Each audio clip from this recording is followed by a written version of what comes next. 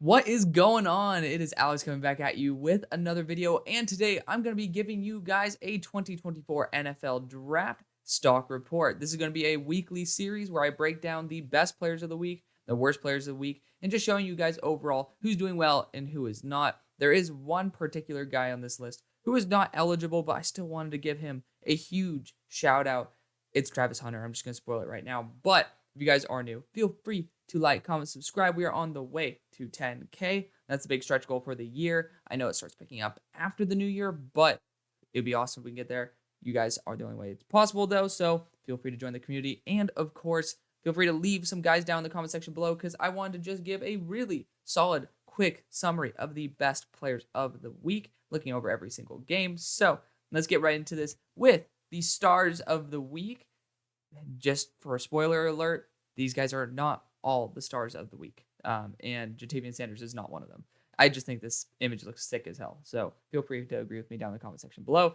But my number one stud of the week, star of the week, is Shedeur Sanders. Came out and showed that, I was right for putting him at number 5 on my QB list over 3 months ago. I had a lot of faith in him. I watched that Colorado spring game. I watched back at Jackson State. Really liked what I saw.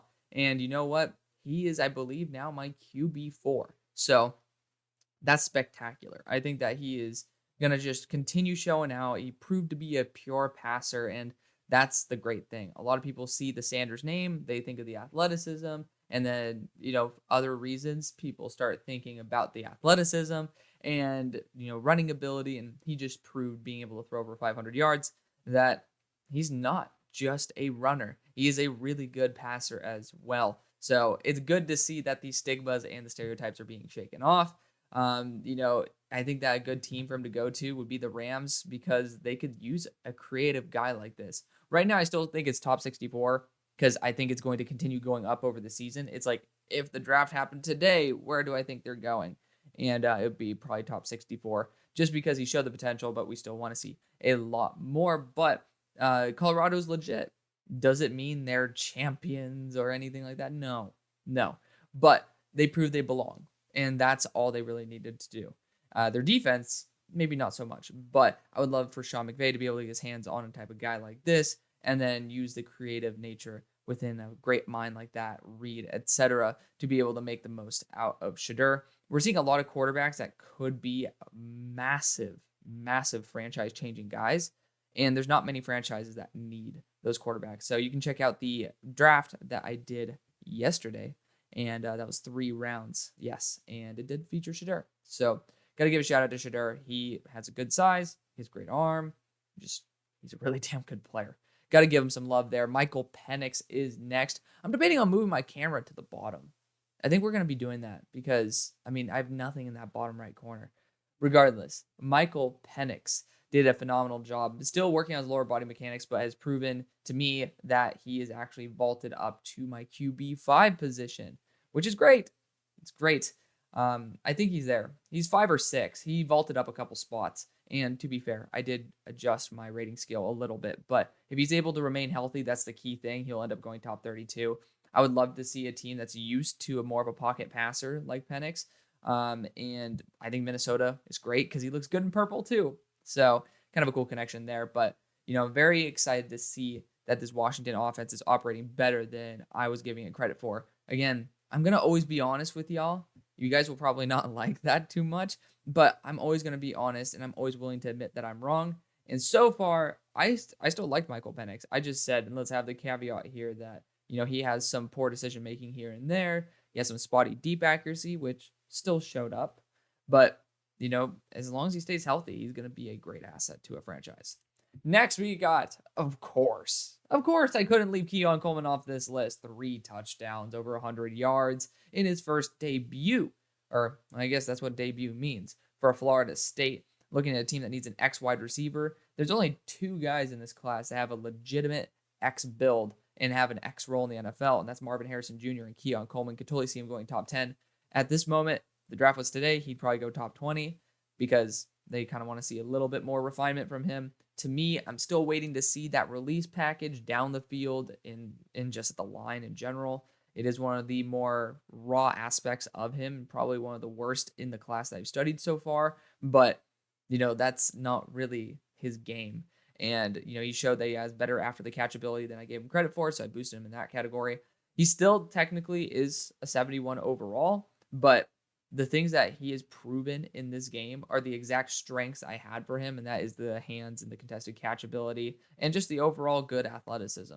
I hope he continues to work on his nuances of the game, like his release package, and that could easily vault him up into that wide receiver 3 consideration where I am actually taking him because I believe he'll get there, but just today, not fully there.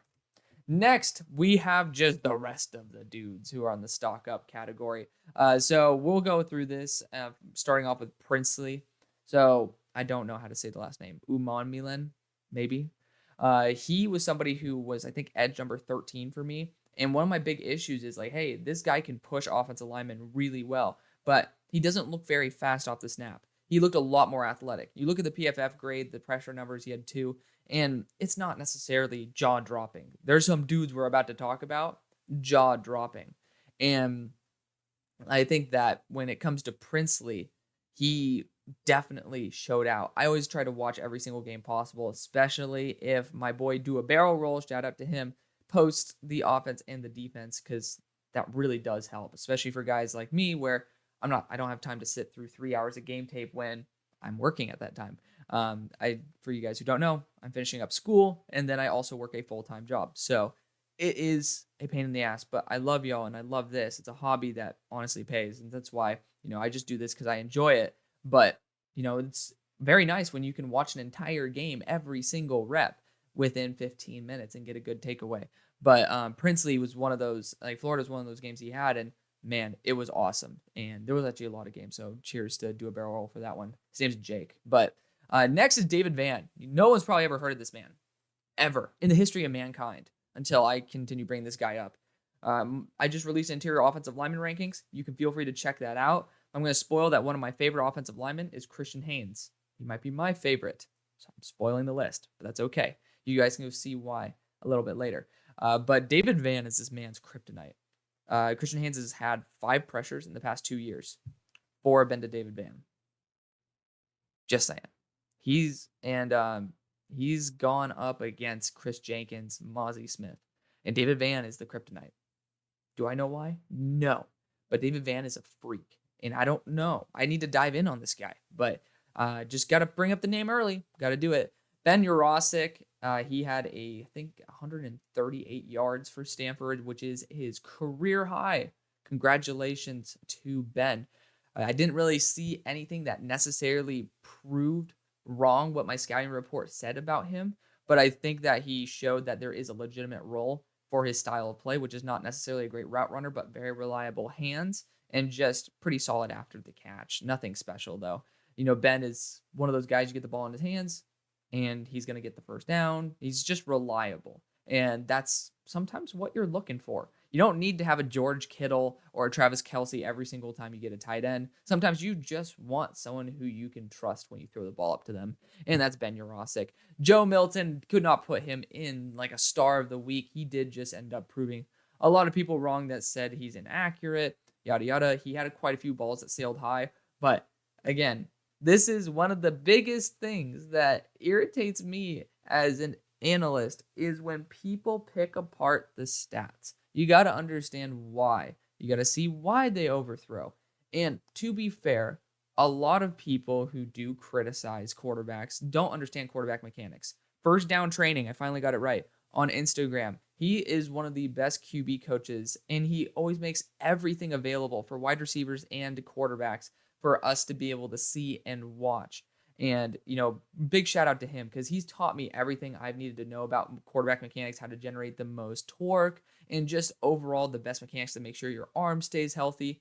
Does a great job. So if you guys are also wanting to be a quarterback or a wide receiver, check him out on Instagram. I'm not sponsored by him. I literally am just giving a shout out because he deserves it. Got to give credit where credit's due in this industry. And you have to understand that when you watch the mechanics of Joe Milton, that's why he's missing. And the thing that's so beautiful about his game, there are a lot of reps where he has perfect mechanics, and that's where he has perfect accuracy. So to me, I see that's a minute change that he's already made to part of his game. And you'll see after I think there was a post route, a skinny post over the middle, where he tried to zip it in and fit it into a tight hole. And it seemed like he got a little shocked from that. He immediately bounced back by having a lot more calmness, a lot more control over his arm. And you could tell that the ball was on the money way more often. He was focusing on his mechanics way more often because he wasn't just being a loose cannon anymore. I love seeing that. I love seeing when you fail, you bounce back and you improve your game. That's exactly what he did. Travis Hunter is the one guy who I believe is not draft eligible. To be 100% fair, I'll take it on the chin. 4 of these last 5 guys, I did not check if they're draft eligible, but I assume they are. Because Terrence Taylor had 9 pressures versus freaking Illinois. And I have 2 of the Illinois offensive linemen in my top 100. To be fair, he went up against the right tackle, who is not in my top 100. But Illinois has some good dudes, and iron sharpens iron. So I'm sure those offensive linemen are all doing the same drills, learning from each other, yada, yada. You just naturally soak up some of the excellence when it's around you. And Terrence Taylor, 9 pressures. I had to shout that out. Ridiculous. Ridiculous. I don't know anything about him. Just going to put my hands up and say it. But that right there, you don't get 9 pressures if you're a bum. You don't. And so he's on the watch list now. So we'll talk about that. Jack Bristol, another guy who just dominated with Central Michigan. I'm slipping up on the team that they played. But he had, I believe, 4 or 5 pressures from the defensive interior spot. And I think it was on a very, very selected number of snaps. Got to give him a shout out there. Tyler Newman, we already talked about him plenty throughout my mock draft, which you can, again, check out. Or we've just talked about him in general. But this guy does pop up. He had an incredible game, 2 interceptions. Granted, both of those kind of were QB fault / tips. So not going to give him full credit for that. But, still got to give credit where credit's due. And then we got the North Carolina edge rushers. Kamon Rucker had, I'm trying to remember. I think Kamon was the one who had 8 pressures on the game. And I think it was on like 30 reps, which is, again, ridiculous. South Carolina's offensive line was complete butt cheeks. But to be fair, those are Division I FBS competitive school offensive linemen. Then Amari Gaynor, I might be flipping this around, but I know one of them had 6 pressures on like 18 rushes. Unreal.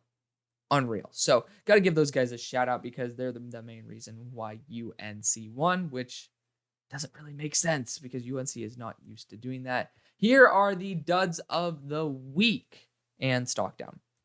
We only have one dud of the week. It's Micah. I used to play with Micah back at Oaks Christian. He also transferred to Calabasas, where he ended up playing with Johnny Wilson. Fun fact. Don't know why he didn't stay with Johnny Wilson there in Florida State. Ended up going to Utah. So first off, that's one of the reasons why he's a dud of the week, because he took a fat L by going to Utah instead of Florida State. But more importantly, he just was absolutely ineffective, ended up having a really bad drop. And when you end up transferring schools, again, Utah's a great school, but you're transferring away from a championship contender where he would have been the perfect guy to work with KEON Coleman as well as Johnny Wilson. This is the ideal receiver to have as a combination with them. And then he goes to Utah. It ends up being one of the liabilities in that receiving core. You just got to shout it out as it is. So hopefully Micah bounces back, but again, had a really poor showing versus Florida. I think a team like the Lions that, they do have roles open and available in the future as well would be a great spot for him to land post-draft. So here is the stock down. You got Christian Haynes. So talked about him. It's the David Vann effect. 2 pressures starting out the year when he had 3 all of last. Gonna have to put him on that watch. I don't think I'm gonna drop him, but he is certainly on my stock down list for the watch. Trey Benson looked really unexplosive. Unexplosive. There we go. And I just really didn't see the Trey Benson I saw last year, which was super shifty. Reminded me almost like Kadarius Toney at running back. So hopefully he is healthier and just gets back to where he was. ZTF ended up having 0 pressures on a game versus Portland State. Or not Portland State, that was Oregon who played them, versus Boise State. And that's a big question mark. Braylon Trice only got 2 pressures. Don't know what's going on with their feeding those Boise State tackles, but they're doing something right apparently. You got RJ Moten. So forgot to change the color of Florida to the orange color, but at least it's better looking damn orange color. RJ was atrocious. He had a 50% missed tackle rate. He just got absolutely eaten up in coverage. He was the lowest graded defender there for Florida. Just Florida didn't have a good week. Neither did their running backs, ETN and Montreal Johnson. ETN looked honestly a little bit slow. I didn't really like his game overall. I don't really understand that because ETN usually is a lot faster. And then Montreal Johnson just wasn't as effective as I was hoping for. So just got to give those guys a little bit of a knock. I was kind of reaching a little bit when I put both those guys on there, but I was personally let down because I like both of them. Then we got the Illinois guys. Jerzon Newton only had 2 pressures versus Toledo's offensive line, and he was a stat padding machine. It was one of those games where I was hoping he'd have a really, really good launch to the year. Not a big stock down, but when you have, Chris Jenkins with a tackle for loss and 2 pressures, versus Eastern Carolina on like 20 reps, it's going to be a little bit more leaning that way. Just you're in tight competition. So it might be sliding him to interior 3 rather than interior 2. And this week could have been a good way to give him some momentum for interior 1. And it didn't. Julian Pearl also let up 2 pressures versus Toledo's edge. And that is a little bit worrisome because, again, I don't know who the hell this man, Terrence Taylor, is. But, I don't really think Toledo is necessarily the creme de la creme for edge rusher talent. So a little bit worrisome about that. And then Ladarius Henderson, I'm putting him on here because he didn't end up starting at left tackle. He played 9 reps, didn't do a bad job. But, again, when you transfer, and I'm hoping that he would get a starting job and he doesn't, got to put him on the stock down list. So that is going to be the video. Let me know what you think down in the comment section below. Thank you. See you on the far side.